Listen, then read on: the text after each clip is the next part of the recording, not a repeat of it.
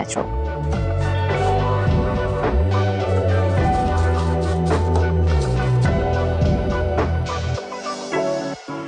Okay, substrate is now done, so let's move on to the hardscape. As I mentioned earlier, this is going to be a densely planted tank, so I'm going to keep the hardscape quite simple with just a few pieces of manzanita wood. I don't use manzanita a lot because it is quite expensive over here, but man, it does look cool. It also doesn't release a lot of tannins, so no need for extra water changes to keep the water crystal clear.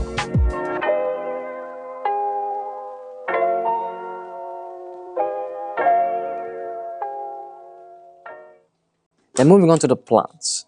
Lately I'm a little bit obsessed with lilies or plants that look similar to lilies. For example, the red tiger lotus. I ordered a few bulbs, but they came in without any leaves, so hopefully they'll start growing soon. I'm also going to use a few carpeting plants like dwarf hairgrass and Hemianthus cuba.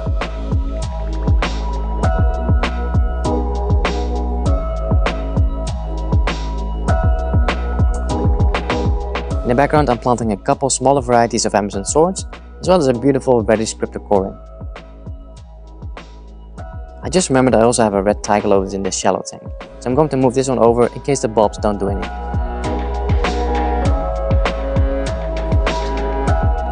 That's the planting done, so now we can finally add water.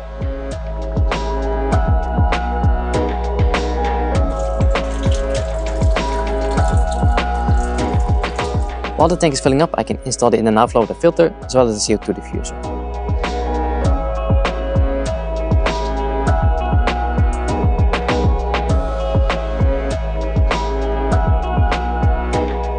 Now even though I fill the tank really slowly, the water is very cloudy, so I'm going to add a little bit of Seachem clarity to speed things up and get it crystal clear.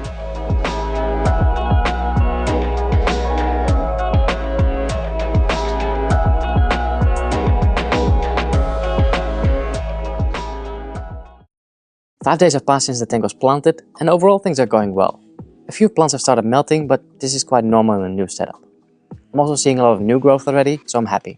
And remember those red lotus bulbs I planted on day one? Well, this one has already sprouted. When most people think of a reef tank, probably the first thing that comes to mind is these blue and purple aquariums with fluorescent corals. They all seem to have a lot of expensive equipment and they just look super complicated to set up and difficult to maintain. But what if there was a different way? What if you could just use a normal LED light without all the blue and the purple? And what if you could start your reefing adventure without having to spend a fortune? Well, 6 months ago that's exactly what I did. And today I'll show you how you can do it as well. I now have a balanced ecosystem full of amazing fish, shrimp, snails and other creatures. And the best part, it requires very little time to keep everything happy and healthy.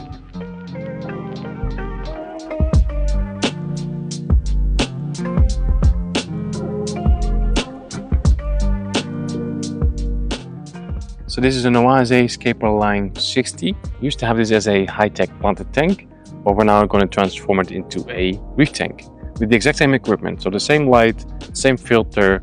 The only thing I've removed is the CO2 system because we don't need CO2 in a reef tank.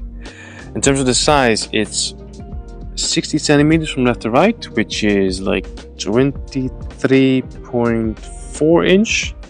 Front to back it's 35, which is 13.5 inch, and the height is also 35 centimeters and 13.5 inch.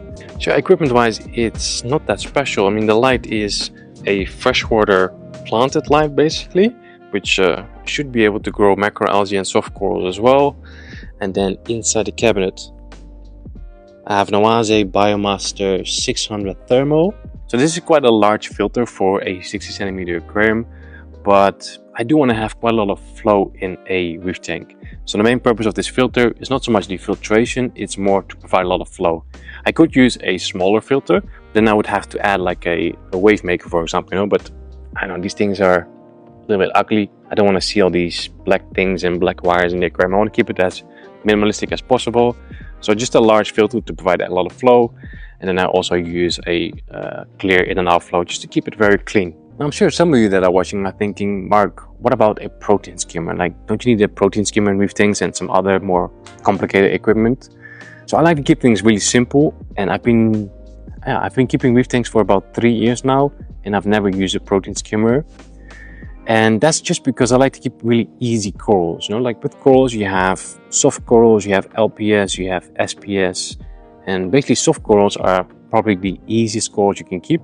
And that's what I like. I like those really easy soft corals, especially in combination with macroalgae. I just think that looks super natural. I also don't like the really blue light, but that's a whole different story.